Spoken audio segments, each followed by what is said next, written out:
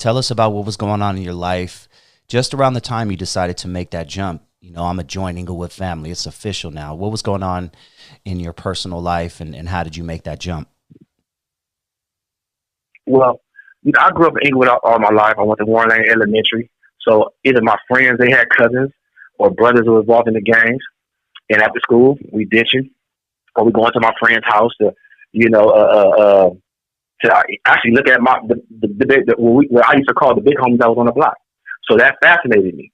So when they'd give me $1 or they'd give me some words of encouragement or they'd even acknowledge me, because I was looking for that acknowledgement that I didn't have at that time from a male figure that I needed so much to be from. And I'm not blaming him. It's just that he didn't understand how to be that person in my life because of the conditions that we face in our reality around us in our communities.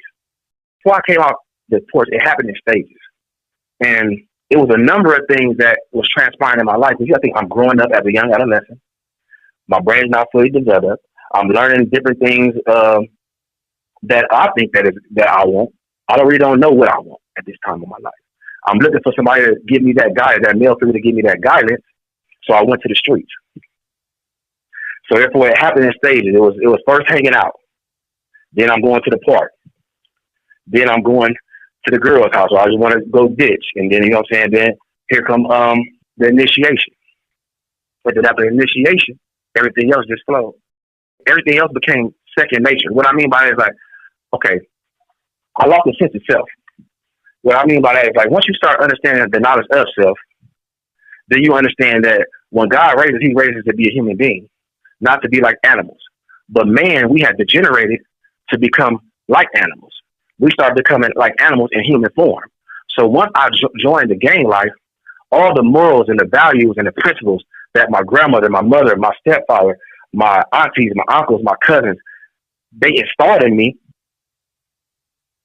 eventually left. Walls started being built up. This new character that I was building became alive. And then the real me, which was Gregory, became how can I say it? He became a shadow.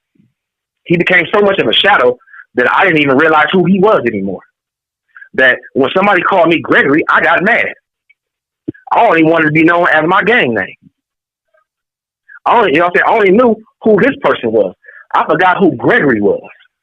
So I had to learn how to get back to me, because once I lost so much of me in this gang life. Once I jumped off the porch, a little piece of Gregory started going away, and then a little more of Tiny Bountry